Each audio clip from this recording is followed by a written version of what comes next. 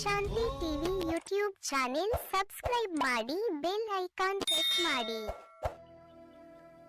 ಓಂ ಶಾಂತಿ. ನಾವೆಲ್ಲ ಆತ್ಮರು ಭ್ರೂ ಮಧ್ಯದಲ್ಲಿ ಸ್ಮೃತಿ ಸ್ವರೂಪರಾಗುತ್ತಾ ನಾವೆಲ್ಲ ಆತ್ಮರ ತಂದೆ ಪರಂಪಿತ ಶಿವ ತಂದೆಯನ್ನ ಪರಮಧಾಮದಲ್ಲಿ ಸ್ಮೃತಿ ಮಾಡಿಕೊಂಡು ಪ್ರಜಾಪಿತ ಬ್ರಹ್ಮ ತಂದೆ ಜಗದಂಬ ಸರಸ್ವತಿ ಮಮ್ಮ ತಾಯಿಯವರನ್ನು ಸೂಕ್ಷ್ಮ ವತನದಲ್ಲಿ ಸ್ಮರಿಸುತ್ತ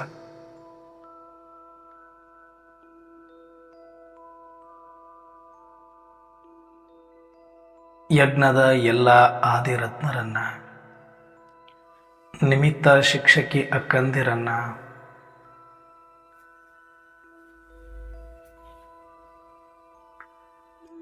ಸೂಕ್ಷ್ಮವಾಗಿ ಸ್ಮರಿಸಿಕೊಂಡು ಪ್ರತಿದಿನದಂತೆ ಈ ದಿನವೂ ಸಹ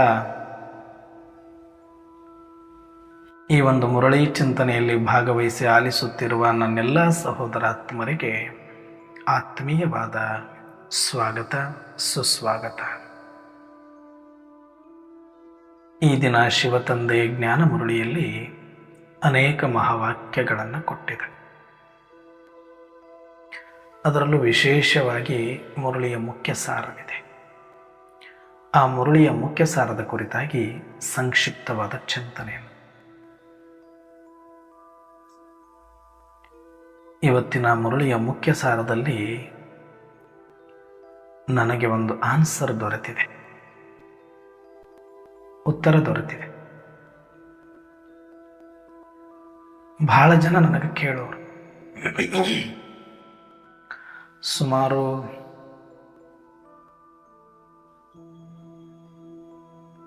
ಒಂದು 10 ವರ್ಷದಿಂದ ಆಗಿರ್ಬೋದು, ನಾನು ಒಂದು 7-8 ವರ್ಷ ಆಯಿತು ಅನಿಸುತ್ತೆ ಜಾಬ್ ಬಿಟ್ಟು. ಸರ್ಕಾರಿ ನೌಕರಿ ಇದ್ದರೂ ಕೂಡ ಬಿಟ್ಟು ಬಂದು ಬಾಬಾರವರ ಅನನ್ಯ ಮಗುವಾಗಿ ಕಡೆಯವರೆಗೂ ಆ ಸೇವೆಯಲ್ಲಿ ನಿರತನಾಗಿರಬೇಕೆನ್ನುವ ಉತ್ಕಟ ಇಚ್ಛೆ ಇತ್ತು. ಅಲ್ಲಿ ಮಾಡುವ ಒಂದೊಂದು ದಿನವೂ ಕೂಡ ನನಗೆ ಸಮಯ ವ್ಯರ್ಥ ಆಗ್ತಾ ಇದೆ ಅಂತ ನನಗನ್ನಿಸ್ತಾ ಇತ್ತು. ಇಡೀ ದಿನ ಕುಳಿತು ಯೋಗದಲ್ಲಿ ಮುಳುಗಿ ಅನೇಕ ಆತ್ಮರನ್ನು ಜಾಗೃತಗೊಳಿಸಿರಬೇಕಾಗಿರುವ ನಾವು ಒಂದಷ್ಟು ಬಿಡಿಗಾಸು ಸಂಪಾದನೆಗಾಗಿ ನಾನು ಸಮಯವನ್ನು ವ್ಯರ್ಥ ಮಾಡ್ತಾ ಇದ್ದೀನಲ್ಲ. ಹೋಗಲಿ, ಅಷ್ಟು ಅವಶ್ಯ ಆದರೆ ಇದೆಯಾ ನನಗೆ? ಈ ಜನ್ಮದಲ್ಲಿ ನಾನು ಏನೆಲ್ಲ ಸ್ಥೂಲವಾದ ಸಂಪಾದನೆಯನ್ನು ಮಾಡಿದರೂ ಕೂಡ ಇದು ಒಂದು ಜನ್ಮಕ್ಕೆ ಮಾತ್ರ, ಮತ್ತು ಅದನ್ನು ಬಿಟ್ಟೇ ಹೋಗಬೇಕಾಗಿದೆ. ಹಾಗಾಗಿ ಜನ್ಮ ಜನ್ಮಾಂತರಕ್ಕೂ ಬರುವ ಅವಿನಾಶಿ ಜ್ಞಾನಧನವನ್ನು ಸಂಪಾದನೆ ಮಾಡಬೇಕು, ಆಶೀರ್ವಾದವನ್ನು ಪುಣ್ಯವನ್ನು ಸಂಪಾದನೆ ಮಾಡಬೇಕು ಅನ್ನುವಂಥ ಉತ್ಕಟ ಇಚ್ಛೆ ನನ್ನಲ್ಲಿ ಬಂತು. ಆಗ ನಾನು ಲೌಕಿಕ ಎಲ್ಲ ಆಸಕ್ತಿಗಳನ್ನು ತೊರೆದು ಬಾಬಾರವರ ಜ್ಞಾನದ ಅಧ್ಯಯನದಲ್ಲಿ ಮುಳುಗಿ ನನ್ನ ಶಕ್ತಿ ಅನುಸಾರ ಸ್ವಲ್ಪ ದಿನದವರೆಗೆ ಉದ್ಯೋಗವನ್ನು ಮಾಡಿಕೊಂಡು ಸೇವೆಯನ್ನು ಮಾಡ್ತಾ ಇದ್ದೆ. ಸ್ವಲ್ಪ ದಿನ ಸೆಂಟರ್ನ ಸಂಪರ್ಕದಲ್ಲಿದ್ದು ಸೇವೆಯನ್ನು ಮಾಡ್ತಾ ಇದ್ದೆ. ಅದಾದ ಮೇಲೆ ಅನೇಕ ಸ್ಕೂಲು ಕಾಲೇಜುಗಳಲ್ಲಿ ಹೋಗಿ ಪರ್ಸನಾಲಿಟಿ ಡೆವಲಪ್ಮೆಂಟ್ ಅನ್ನುವ ಒಂದು ಕಾನ್ಸೆಪ್ಟ್ ಇಟ್ಕೊಂಡು ಮಕ್ಕಳಿಗೆ ಸೋಲ್ ಕಾನ್ಷಿಯಸ್ಸನ್ನು ಜಾಗೃತ ಮಾಡಿಸುವ ಸೇವೆಯನ್ನು ಒಂದಷ್ಟು ಬಾಬಾರವರು ಮಾಡಿಸಿದ್ದಾರೆ. ಆಮೇಲೆ ಅನೇಕ ಸೆಂಟರ್ಗಳಲ್ಲಿ ಹೋಗಿ ಒಂದಷ್ಟು ಬಟ್ಟೆಗಳನ್ನು ಮಾಡಿಸುವಂಥ ಸೇವೆಯನ್ನು ಮಾಡಿದೆ. ನನಗೆ ಒಬ್ಬ ಬ್ರಾಹ್ಮಣನಾಗಿ ಅರ್ಥಾತ್ ಬ್ರಹ್ಮಕುಮಾರನಾಗಿ ಏನೆಲ್ಲ ಸೇವೆಗಳನ್ನು ಮಾಡಬೇಕು ಅಂತ ಇಚ್ಛೆ ಇತ್ತೋ, ಕಸಬರಿಕೆಯಿಂದ ಹಿಡ್ಕೊಂಡು ಮೈಕಿನವರೆಗೆ ಎಲ್ಲ ಥರದ ಸೇವೆಯನ್ನು ಪರಮಾತ್ಮ ನನಗೆ ಒದಗಿಸಿಕೊಟ್ಟರು. ನನ್ನ ಶಕ್ತಿ ಅನುಸಾರ, ಇಚ್ಛೆ ಅನುಸಾರ ನಾನು ಮಾಡಿದ್ದು ನನಗೆ ಖುಷಿ ಇದೆ. ಆಮೇಲೆ ಬೇರೆ ಏನು ಮಾಡಿದರೂ ಕೂಡ ಜೀವನ ವ್ಯರ್ಥ ಅನ್ನೋದು ಗೊತ್ತಾಯಿತು. ಆವಾಗ ಕಂಪ್ಲೀಟಾಗಿ ಮೊದಲು ನಾನು ಸಂಪನ್ನ ಆಗಬೇಕು, ಅದಾದ ಮೇಲೆ ಬೇರೆಯವರನ್ನು ಜಾಗೃತಿ ಮಾಡುವ ಸೇವೆಯನ್ನು ಮಾಡಬೇಕು ಅಂತ ಅನ್ನಿಸ್ತು.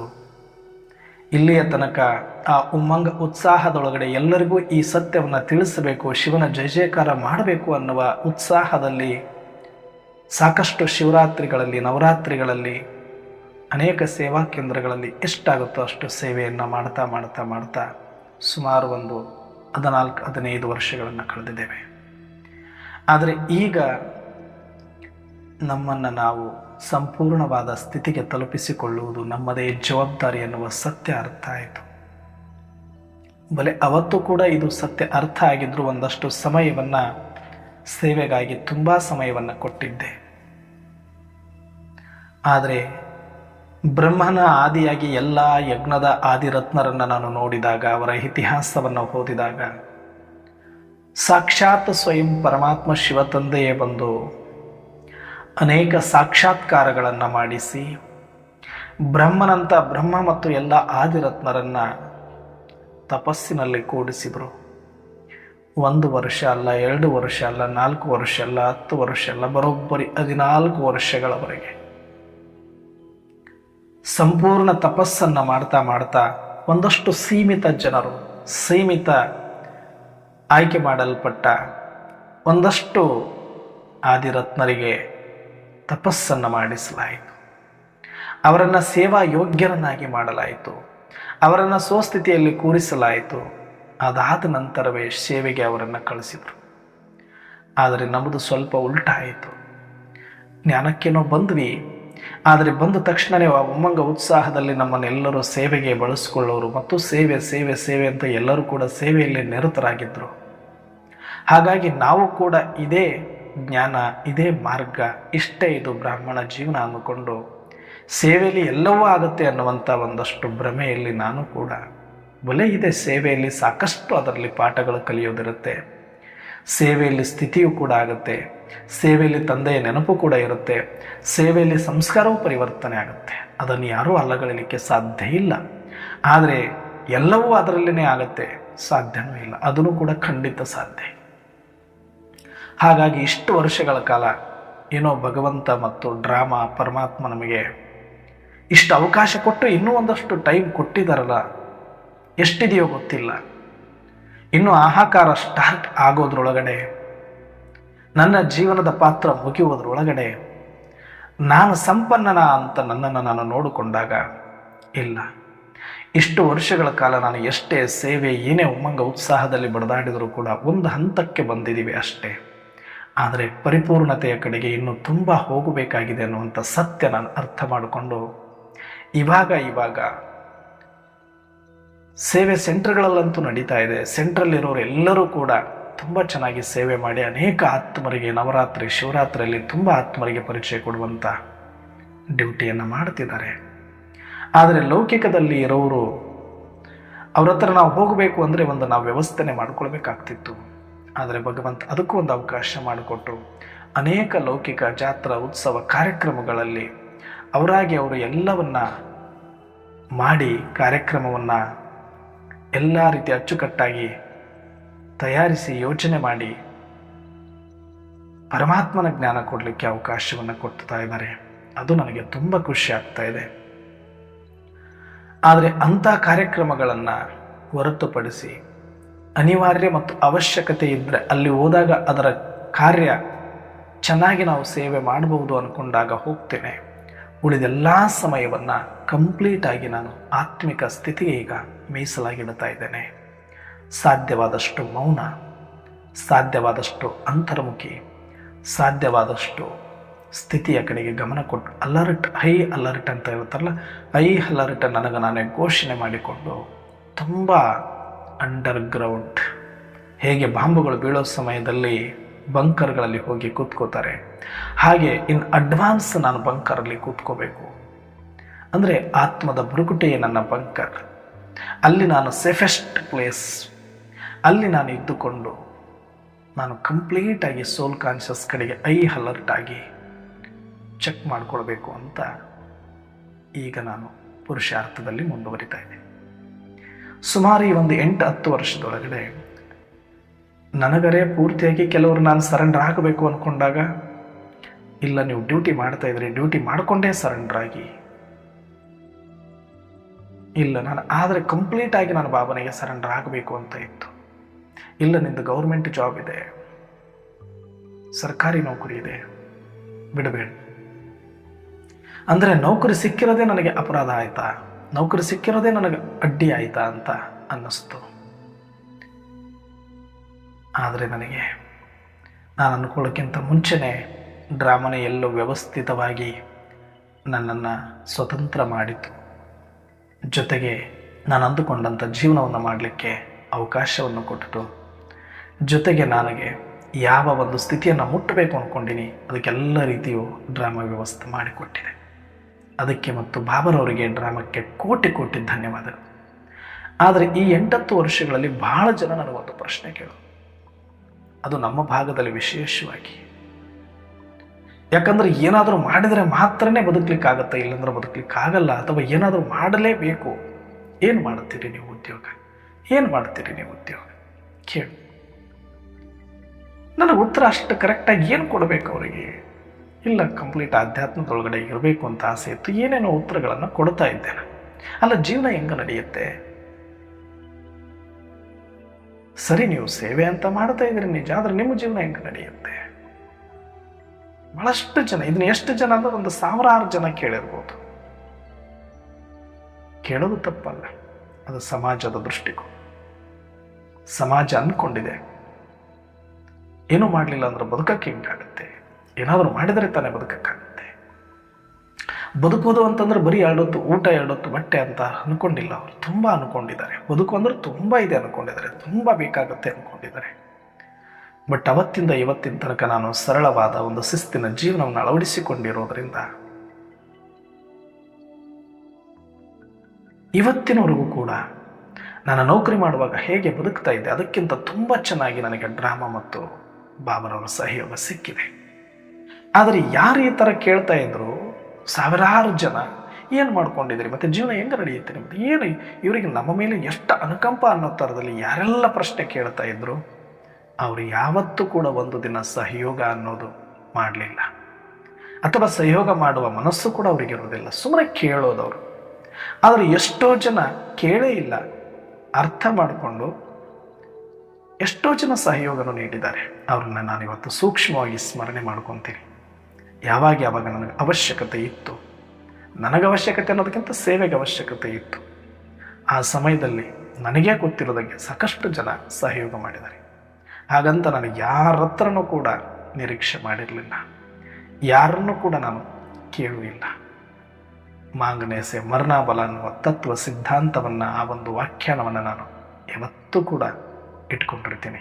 ಯಾರಿಗೂ ಕೂಡ ಅಂಥ ಸಮಯ ಬಂದರೆ ಬೇಕಾದ್ರೆ ಶರೀರ ಬಿಡೋಣ, ಆದರೆ ಯಾರನ್ನು ಬೇಡಬಾರದು ಅನ್ನುವಂಥ ಸಿದ್ಧಾಂತಕ್ಕೆ ಬದ್ಧನಾಗಿ ಪ್ರಾಮಾಣಿಕವಾಗಿ ಬಾಬರವರು ಸೇವೆ ಮಾಡ್ತಾ ಇರೋದಕ್ಕೆ ಇವತ್ತಿನ ತನಕನೂ ಕೂಡ ಯಾವುದೊಂದು ಚೂರು ತೊಂದರೆ ಆಗದಂತೆ ಡ್ರಾಮಾ ಕಲ್ಯಾಣಕಾರಿಯಾದ ನಡ್ಕೊಂಡು ಬಂದಿದೆ.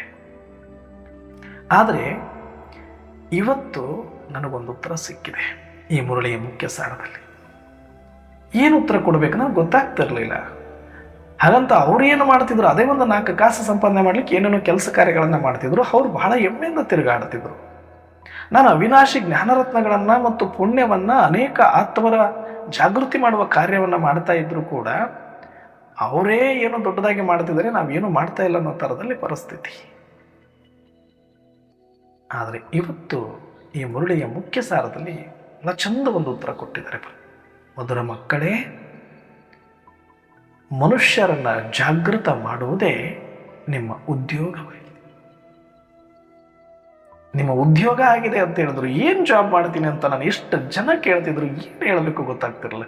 ಇವತ್ತು ಅದಕ್ಕೆ ಉತ್ತರ ಕೊಟ್ಟಿದ್ದಾರೆ. ಏನು, ಮನುಷ್ಯರನ್ನ ಜಾಗೃತ ಮಾಡುವುದೇ ನಿಮ್ಮ ಉದ್ಯೋಗ.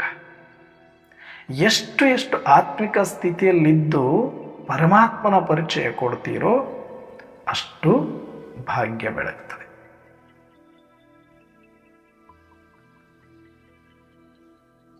ಎಷ್ಟು ಒಳ್ಳೆಯ ಉತ್ತರ ಇದು.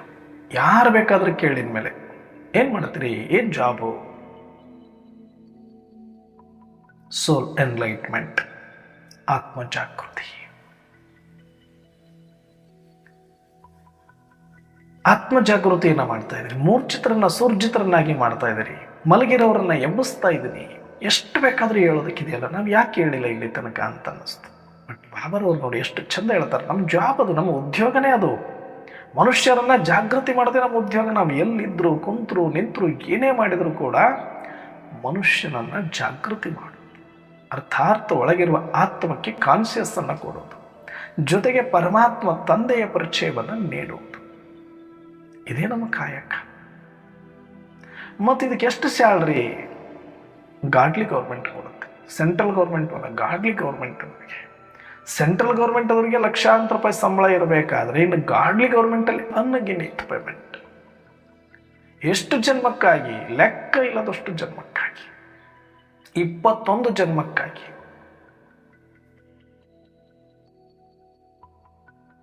ಯಾವತ್ತೂ ರಜೆ ಕೊಡೋದಿಲ್ಲ, ಯಾವತ್ತೂ ಪೇಮೆಂಟ್ ಕಟ್ ಮಾಡೋಂಗಿಲ್ಲ, ಯಾವತ್ತೂ ಪೇಮೆಂಟ್ ಲೇಟ್ ಆಗೋಂಗಿಲ್ಲ, ಯಾವತ್ತೂ ಕೂಡ ನಾವು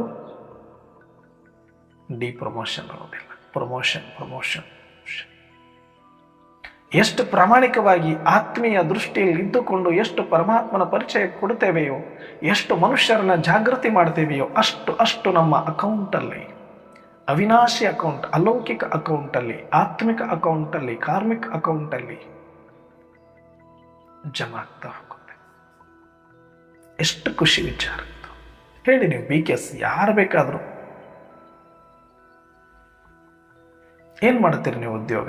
ಅವೆಲ್ಲ ಲೌಕಿಕ ಕಾಸುಗಳನ್ನ ಸಂಪಾದನೆ ಮಾಡೋದು. ಹೇಳಕ್ಕೆ ಹೋಗ್ಬೇಡಿ, ಅವು ಏನಿದೆ ಕೆಲಸಕ್ಕೆ ಬರೋದಿಲ್ಲ. ಎಲ್ಲರೂ ಮಾಡ್ತಾರೆ, ನಾವು ಮಾಡ್ತೀವಿ. 2 ಹೊತ್ತು ಹೊಟ್ಟೆ ತುಂಬಿಸ್ಕೊಳ್ಳೋದಕ್ಕೆ, 2 ಹೊತ್ತು ಗಂಜಿಗೆ, ಒಂದು ಜೊತೆ ಬಟ್ಟೆಗೆ ನೀವು ಲಕ್ಷ ತಗೊಳ್ತಿದ್ರು ಆದರೆ ಹೇಳ್ಬೇಡಿ. ಹೇಳಿ ಇನ್ಮೇಲೆ ಏನೋ ಮನುಷ್ಯರನ್ನು ಜಾಗೃತಿ ಮಾಡ್ತಾ ಇದ್ದೇವೆ, ಸೋಲ್ ಎನ್ಲೈಟ್ಮೆಂಟ್ ಮಾಡ್ತಾ ಇದ್ದೇವೆ, ಸೋಲ್ ಕಾನ್ಷಿಯಸ್ ತರಿಸ್ತಾ ಇದ್ದೇವೆ.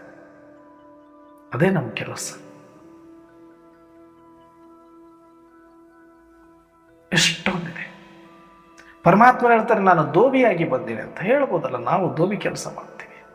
ಯಾವುದ್ರ ದೋಬಿ? ಎಷ್ಟು ತೊಳಿತೀರಿ? ಆತ್ಮಗಳನ್ನು ಸ್ವಚ್ಛ ಮಾಡೋದು, ಮನಸ್ಸನ್ನು ಸ್ವಚ್ಛ ಮಾಡುವಂಥ ದೋಬಿಗಳು. ಡಾಕ್ಟರ್ ನಾವು ಮೂರ್ಛಿತರನ್ನ ಸೂರ್ಜಿತರನ್ನಾಗಿ ಮಾಡ್ತೀವಿ. ಎಷ್ಟಿದೆ ನಮ್ಮಲ್ಲಿ. ನಾವು ಡಾಕ್ಟರ್ ಆಗ್ಬೋದು, ದೋಬಿ ಆಗಬಹುದು, ಏನು ಬೇಕಾದರೂ ಆಗಲಿಕ್ಕೆ ಅವಕಾಶ ಇದೆ. ಇಷ್ಟೊಂದು ಕೆಲಸಗಳನ್ನು ನಾವು ಮಾಡ್ತಾ ಇದ್ದೀವಿ. BKS ಸ್ಥೂಲವಾಗಿ, ಸೂಕ್ಷ್ಮವಾಗಿ, ನಿರಾಕಾರವಾಗಿ ಹೆಮ್ಮೆಯಿಂದ ಹೇಳ್ಬೋದು. ಹಾಗಾಗಿ ಇನ್ನು ಮುಂದೆ ಸಾಧ್ಯವಾದಷ್ಟು ಸಮಯವನ್ನು ಮೀಸಲಿಡಿ ಸೋಲ್ ಕಾನ್ಷಿಯಸ್ ಮೊದಲು ನಾವು ಆಗಬೇಕು. ನಾವು ಎಚ್ಚರ ಆದ್ರೆ ತಾನೇ ಅನೇಕರನ್ನು ಎಚ್ಚರ ಮಾಡಲಿಕ್ಕೆ ಸಾಧ್ಯ. ನಾವೇ ಇನ್ನೂ ಎಚ್ಚರ ಆಗಲಿಲ್ಲ ಅಂತಂದರೆ ಬೇರೆಯವ್ರನ್ನ ಎಲ್ಲಿ ಎಚ್ಚರ ಮಾಡಲಿಕ್ಕೆ ಸಾಧ್ಯ? ನಮ್ಮ ಆತ್ಮ ಜಾಗೃತಿ ಆಗಲಿಕ್ಕೆ ಸಾಧ್ಯ. ಹಾಗಾಗಿ ನಾವು ಆತ್ಮವನ್ನು ಜಾಗೃತಿ ಮಾಡಬೇಕು.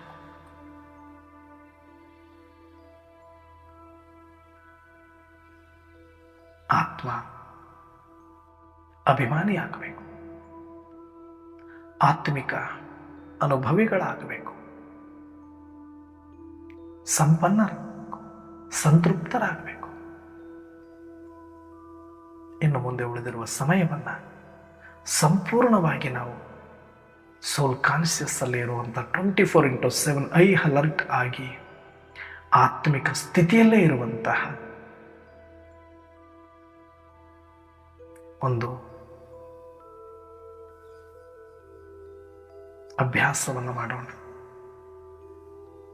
ನಾವೆಲ್ಲರೂ ಎಬ್ಬಿಸ್ತೇವೆ ನಿಜ, ಆದರೆ ನಾವೇ ಎದ್ದಿದ್ದೀವ? ಇಡೀ ದಿನದಲ್ಲಿ ಎಷ್ಟೊತ್ತು ಮಲ್ಕೊಳ್ತಾ ಇದ್ದೇವೆ? ನಮ್ಮನ್ನು ನಾವು ಚೆಕ್ ಮಾಡ್ಕೊಳ್ಳೋ ಟೈಮ್. ಇಡೀ ದಿನ ನಾವು ಐ ಅಲರ್ಟ್ ಆಗಿರಬೇಕು, ನಾವು ಬಂಕರ್ ಒಳಗಡೆ ಇರಬೇಕು. ಹಾಗಾಗಿ ಕಂಪ್ಲೀಟ್ ಕಾನ್ಷಿಯಸ್ ಅಲ್ಲಿ ಬಂದು ಆತ್ಮ ಅಭಿಮಾನಿಗಳಾಗೋಣ, ಮೌನಿಗಳಾಗೋಣ, ಶಾಂತರಾಗೋಣ, ಶಕ್ತಿಯುತ.